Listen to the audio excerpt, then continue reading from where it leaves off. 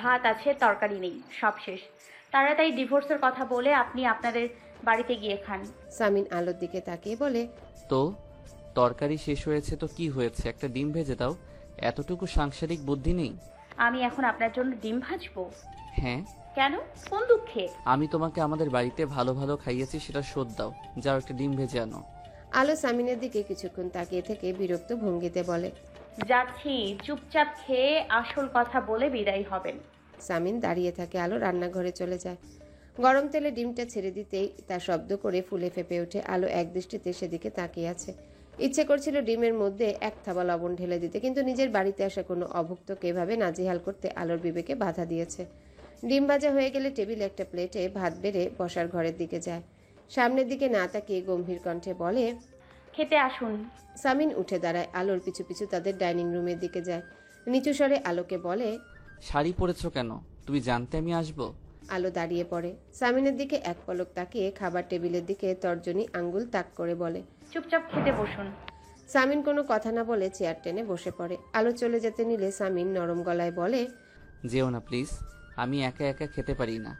আগে মা 3 বেলা আমার পাশে বসে থাকতো।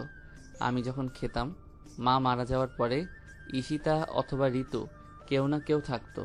আলো কোমরে হাত দিয়ে দাঁড়িয়ে থাকে। সামিন চুপচাপ একটা ডিম ভাজি দিয়ে ঠান্ডা খড়খড়ে ভাতটা খেয়ে নেয়। প্লেটে হাত ধুয়ে টিস্যু পেপার খুঁজতে থাকে। হাত মুখ মুছতে আলো ঘুরে দাঁড়ায়। সামিন টিস্যু পেপার না পেয়ে উঠে দাঁড়িয়ে আলোর আঁচল টেনে ধরে। আলো থমকে দাঁড়িয়ে যায়। মাথা ঘুরিয়ে পেছনে তাকাতে দেখে সামিন তার আঁচলে নিজের হাত মুখ মুছে নিচ্ছে। নিজের আঁচল ছাড়িয়ে নিয়ে 3 লাফে আলো পিছিয়ে যায়। চাপা স্বরে চেঁচিয়ে বলে ওঠে, ছি, নোংরা লোক। সামিন আলোকে কিছু না বলে সোজা হেঁটে আলোর ঘরের দিকে যেতে থাকে। আলো চেঁচিয়ে ওঠে, ওদিকে কি? কোথায় যাচ্ছেন? তোমার ঘরে কেন? বিশ্রাম নিতে। খাওয়া হয়ে গিয়েছে, এখন জরুরি কথা বলে বের হন ইয়াশার মির্জা।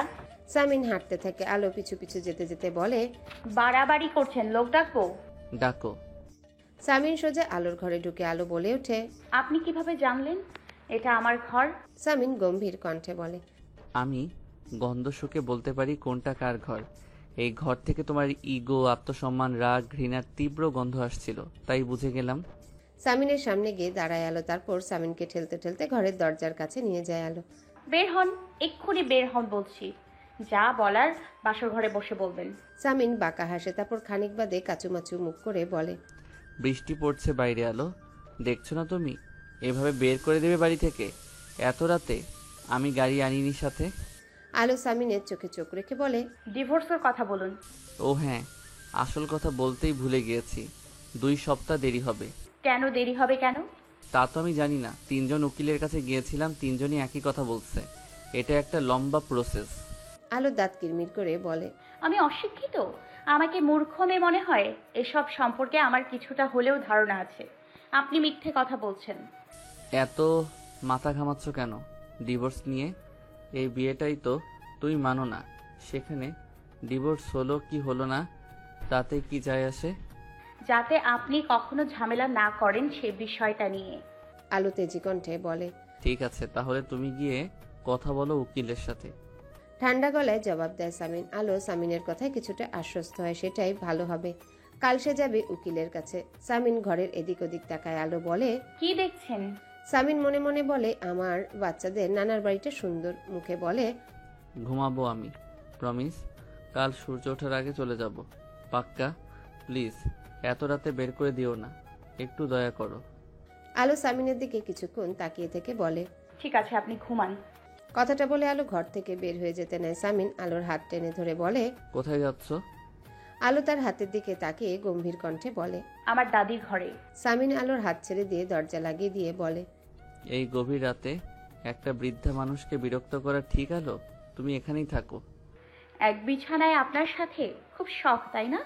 সামিন লজ্জিত ভঙ্গিতে মাথা নাড়ায়। তারপর বলে, আমি মেঝেতে ঘুমাবো। আলো দাঁড়িয়ে থাকে। সামিন নাটকীয় ভঙ্গিতে বলে, বুঝতে পেরেছি, তুমি ভাবছো তুমি আমার সাথে এক ঘরে থাকলেই আমার প্রেমে পড়ে যাবে, সেই ভয়ে পালাচ্ছ, তাই না? এমন কিছু না। আলো চেঁচিয়ে ওঠে। সামিন বলে, বেশ, তাহলে থাকো এই ঘরে, প্রুফ দাও। সামিন কথাটা বলে বিছানা থেকে একটা চাদর উঠিয়ে নিয়ে মেঝেতে বিছিয়ে নেয়। তারপর একটা বালিশ নিয়ে টান টান হয়ে শুয়ে পড়ে। আলো চুপচাপ দাঁড়িয়ে থাকে।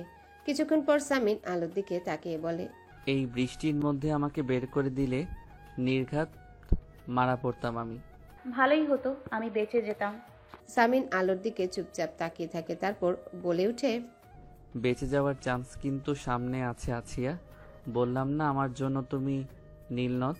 তুমি দিন দিন যেভাবে আমাকে ডুবাচ্ছ, দেখবে একদিন আমি মারা পড়ব। সামিনের কথার কোনো জবাব না দিয়ে আলো ধীর পায়ে হেঁটে গিয়ে নিজের বিছানায় বসে পড়ে। সামিন উঠে বসে, তারপর আলোর দিকে তাকায়, নরম গলায় বলে ওঠে, আমার মরার কথা শুনে হার্ট হয়েছ আছিয়া? বাজে কথা বন্ধ করুন, ঘুমান। সামিন আলোর দিকে তাকিয়ে থাকে। আলো রেগেমেগে বলে, এভাবে তাকিয়ে থাকবেন না, চোখ সরেন। সামিন চোখ সরিয়ে নিয়ে মৃদু হেসে বলে, তোমার আসলে ভয় হচ্ছে আমার চোখে চোখ পড়ে তুমি প্রেমে পড়ে যাবে, তাই না? আলো একটা দীর্ঘশ্বাস ছাড়ে। এই লোকটা সত্যি অসহ্যকর পর্যায়ে ধৈর্যশীল বেহায়া। কয়েক মুহূর্ত চুপ করে থেকে আলো বলে ওঠে, আমার একজনের সাথে গভীর প্রণয় ছিল ইয়াশার মির্জা। গভীর বোঝেন, তীব্র অনুভূতি। সে আমার সাথে মিথ্যাচার করেছিল বলে তাকে আমার মন ও মস্তিষ্ক থেকে ঝেড়ে ফেলতে সময় নেইনি আমি। আমি মেয়েটাই এমন ইয়াশার মির্জা। আর আপনি ভাবছেন আপনি এমন স্যাচরামি করবেন আর আমি পটে যাব? এত সোজা? আমার প্রাক্তন ছলনা করে আমাকে পেতে চেয়েছিল, আর আপনি জোর করে চাচ্ছেন। দুটোই আমি ঘৃণা করি, কাজ হবে না। সামিন কিছুক্ষণ চুপ করে থেকে আলোর দিক থেকে চোখ সরিয়ে নেয়। আলোর কথা জবাবে সে কিছু বলে না। বাইরে ঝড়ের বেগ বাড়ছে, বজ্রপাত হচ্ছে, কিন্তু আলোর সেদিকে কোনো ভ্রুক্ষেপ নেই। চুপচাপ বসে আছে বিছানায়। সামিন এদিক ওদিক তাকিয়ে বলে ওঠে, ওগুলো কি? আলো মাথা ঘুরিয়ে ডান পাশে তাকায়, তারপর সামিনের দিকে তাকিয়ে ঠান্ডা গলায় বলে, এগুলো আমার বিজনেসের কাঁচামাল। বিজনেস? একটা বিজনেস শুরু করতে যাচ্ছি, হোমমেড আচার, হেয়ার অয়েল এবং মশলার। বক্সগুলোতে কি? মেশিনপত্র। সামিন অবাক হয়ে আলোর দিকে তাকায়, তারপর বলে, একা একা এত কিছু কিভাবে করবে? লোক নিয়েছি। দুজন তৃতীয় লিঙ্গের আপু রয়েছে, একজন বিধবা রয়েছে, আর আমার দুজন বান্ধবী। আপাতত আমাদের বাড়িতে থেকেই কাজটা করব, তারপর ধীরে ধীরে একটা স্টোর নিতে চাচ্ছি। সামিন আলোর দিকে মুগ্ধ হয়ে তাকিয়ে থাকে। তার মুগ্ধতার রেশ কাটছে না। সামিনের চোখে আলোর চোখ পড়তেই সামিন চোখ সরিয়ে নেয়, তারপর আমতা আমতা করে বলে, বাহ, বেশ ভালো। হেল্প লাগলে বলবে আমাকে। আপনার হেল্প কেন লাগবে? আপনি ছাড়া কেউ চলতে পারে না ভেবেছেন? সংস্থা আমাকে লোন দিয়েছে। সামিন চুপ হয়ে যায়। আলো বলতে থাকে, বগর বগর না করে ঘুমান। আর আমি আপনাকে এত কথা বলছি কেন? আশ্চর্য, শুনুন। ফজরের নামাজ পড়তে পাড়ার চাচারা বের হবার আগে আপনি কেটে পড়বেন। আমি গিয়ে কাল উকিলের সাথে কথা বলবো। কথাটা বলে আলো গায়ে চাদর টেনে ওদিক ফিরে শুয়ে পড়ে। সামিন জেগে থাকে। দীর্ঘ সময় সে আলোর পিঠের দিকে তাকিয়ে থাকে। সামিন সত্যি সত্যি কেউ উঠে পড়ার আগেই উঠে চলে যায়। এর ভিতরে 1 মিনিটের জন্য সে দু চোখ বন্ধ করেনি। অপলক দৃষ্টিতে ঘুমন্ত আলোর দিকে তাকিয়েছিল। রেহানা চেঁচেমেচিতে আলোর ঘুম ভেঙে যায়। ফজরের নামাজ আদায় করার জন্য উঠে রেহানা দেখতে পায় বাড়ির সদর দরজা লক করা নেই, শুধু ভেজিয়ে রাখা। চোর এসেছিল ভেবে চেঁচামেচি করতে থাকে রেহানা। আলো উঠে বসে ঘরের এদিক ওদিক তাকায়। সামিন চলে গিয়েছে। চাদরটা ভাঁজ করে পায়ের কাছে রেখেছে। আলোর বালিশটাও ঠিক জায়গায় রাখা। আলো মাথা ঘুরিয়ে দেখে তার বিছানার মাথার কাছে একটা কাগজ। সে হাত বাড়িয়ে কাগজটা হাতে নেয়। রাতের দয়াটুকুর জন্য অসংখ্য ধন্যবাদ। তবে এইবার ধন্যবাদ তোমার কপালে ঠোঁট ছুঁয়ে দেইনি, মন থেকে দিয়েছি। যতটা নিষ্ঠুর তোমাকে ভেবেছি অতটা নিষ্ঠুর মেয়ে তুমি নও। আলো কিছুক্ষণ চিঠিটার দিকে তাকিয়ে থেকে চিঠিটা দলা পাকিয়ে ঝুড়িতে ছুঁড়ে মারে। তারপর গায়ের চাদর সরিয়ে রেহানার কাছে যায়। রেহানা আজান আয়াতকে ধমকাচ্ছে। আলো গিয়ে বলে, ওদের ধমকাচ্ছ কেন? দরজা আমি খুলেছি কিছুক্ষণ আগে। ছাদে গিয়েছিলাম, পরে আর লাগাইনি। চিন্তা করো না, চোর আসেনি। সামিনকে দেখে ঋতু এগিয়ে যায়। উৎকণ্ঠা নিয়ে বলে, কাল রাতে বাড়িতে আসেনি ভাইয়া, আপনার ফোন বন্ধ ছিল, কোথায় ছিলেন? সামিন ধীর পায়ে হেঁটে সিঁড়ির কাছে যেতে যেতে বলে। শ্বশুর বাড়ি ঋতু। ঋতু অবাক চোখে তাকিয়ে আছে সামিনের দিকে। সামিন সিঁড়ি বেয়ে উপরে ওঠে। ইলহাম সিঁড়ি বেয়ে নিচে নামতে থাকে। সামিনকে দেখে মাথা নিচু করে নেয়। সামিন বলতে থাকে, ঠিকঠাক মতো অফিসে বসবি, তোর বউ বাচ্চা আমি খাওয়াতে পারবো না। কথাটা বলে সামিন মৃদু হেসে ঘরে চলে যায়। সারা রাত নির্ঘুম ছিল, তাই মাথাটা বেশ ব্যথা করছে। একটু কফি খেতে পারলে ভালো লাগতো, কিন্তু কাউকে ডেকে বলতেও ইচ্ছা করছে না। সামিন বিছানায় উপুর হয়ে শুয়ে পড়ে। তার ঘুমে চোখ বন্ধ হয়ে আসছে। মানেটা কি? তুই আসতে পারবি না? এসব কি বলছিস? আজ কাজ শুরু করব আমরা। প্রথম দিনেই অনুপস্থিত। আলোর মেজাজ গরম হয়ে গিয়েছে। হিয়া ফোনের ওপাশ থেকে আমতা আমতা করে বলে, ওর সাথে ঘুরতে বেরিয়েছি, চট্টগ্রাম চলে যাচ্ছে ও। আলোর বিরক্তিতে কপাল কুঁচকে যায়। হিয়া বলে, প্লিজ রাগ করিস না, আজকে তোরা ম্যানেজ কর, আমি কাল থাকবো, প্লিজ প্লিজ। আলো ফোন কেটে দিয়ে সবার দিকে তাকায়। ওদের দলের শেফালি বলে ওঠে, আপু রাগ করো না, চলো আমরা কাজ শুরু করি, এসো। অয়নের কাঁধে মাথা রেখে হিয়া বসে আছে। অয়ন হিয়ার একটা হাত ধরে চুমু খায়। হিয়া মন খারাপ করে বলে, আবার কবে আসবে তুমি? ভার্সিটি বন্ধ দিলেই। হিয়া চুপ করে বসে থাকে। কিছুক্ষণ কেউ কোনো কথা বলে না। তারপর অয়ন বলে, এখন উঠতে হবে হিয়া, জায়গাটা ভালো ঠেকছে না, আজেবাজে ছেলেরা আসছে, চলো ওঠো। হিয়া ওঠে না। অয়নকে ধরে বসে থাকে সে। ভাই দেখেছিস ওখানে কি হচ্ছে? হিয়াদের থেকে কিছুটা দূরে একদল বসে ইয়াবা খেয়ে বুঁদ হয়ে পড়েছিল। তাদের মধ্যে ছিল সৈকত। রিয়াদ নামের ছেলেটার কথায় মাথা তুলে অয়ন আর হিয়াকে দেখে। তারপর কিছুক্ষণ তাকিয়ে থেকে জড়ানো গলায় বলে, দুটোকে ধরে এখানে নিয়ে আয়। হাসি মজার ছলে বেশ ভালোই চলছিল আলোদের প্রথম দিনের কাজ। আজ তারা শুধুমাত্রই আচার বানানোর কাজে হাত দিয়েছে। বাকি দুটো কাজের বেশ কিছু অর্ডার করা কাঁচামাল এসে পৌঁছায়নি। সবাই মিলে গল্প করছে, নিজেদের জীবনের গল্প। আলোদের বাড়ির ছাদের ঘরটাকে আলো তার কাজের জায়গা হিসেবে ঠিকঠাক করে নিয়েছে। হঠাৎ ফোন বেজে উঠতে আলো হাত মুছে উঠে ফোনটা হাতে নেয়। স্ক্রিনে হিয়ার নাম্বারটা দেখে আলো রিসিভ করে কানে ধরে। ওপাশ থেকে হিয়ার কান্নার আওয়াজ শোনা যাচ্ছে। আলো উৎকণ্ঠা নিয়ে বলে, কি হলো? হিয়া কাঁদতে কাঁদতে বলে ওঠে, আমাকে আটকে রাখা হয়েছে আলো। মানে? চেঁচিয়ে উঠে আলো। হিয়া বলতে থাকে, যেখানে ঘুরতে এসেছিলাম সেখানে একটা গ্যাং আমাকে আর অয়নকে এসে হ্যারেস করে। পরে অয়নের সাথে কথা কাটাকাটি হয়, ওকে চড় থাপ্পড় মেরে ওর থেকে টাকা চায়। ওর কাছে টাকা নেই দেখে আমাকে আটকে রেখে ওকে বলে টাকা নিয়ে আসতে। অয়ন এখনো ফেরেনি, আলো খুব ভয় করছে। ওরা খুব বাজেভাবে আমার গায়ে হাত দেওয়ার চেষ্টা করেছে। ওদের দলের লিডার শৌকত সবটা নেশা করে আছে আলো। আলোর মাথায় আকাশ ভেঙে পড়ে। সে ঘামছে। হিয়াকে বলে, আঙ্কেলকে ফোন করে বলি। না আলো, বাবা আমাকে মেরেই ফেলবে। তুই প্লিজ 10,000 টাকা নিয়ে আয় প্লিজ, তাহলেই ছেড়ে দেবে ওরা। আলো চিন্তায় পড়ে যায়। এখন আর কোনো উপায় নেই। এই লোকাল গ্যাংগুলো বেশ ভয়ঙ্কর। একবার পুলিশের কথা মাথায় আসে আলোর। পরক্ষণে সিদ্ধান্ত পাল্টে নেয়। হিয়ার বাবাকে সে চেনে, জল্লাদ একটা। এসব জানাজানি হয়ে গেলে একেবারে পুঁতে ফেলবে মেয়েকে। নিজেদের ব্যবসার ক্যাশ থেকে 10,000 টাকা নিয়ে আলো বের হয়ে যায় বাড়ি থেকে। সৈকত হিয়ার পা থেকে মাথা পর্যন্ত দেখতে থাকে। হিয়ার প্রচণ্ড ভয় করছে। ঘোর লাগা কণ্ঠে সৈকত বলে, কেমন বয়ফ্রেন্ড তোর? তোকে বাঘের মুখে ফেলে দিয়ে পালিয়েছে। তোরা সতী সাবিত্রী মেয়েরা খুঁজে খুঁজে এসব বাঞ্চত কোথায় পাস? হিয়ার চোখ বেয়ে পানি পড়ে।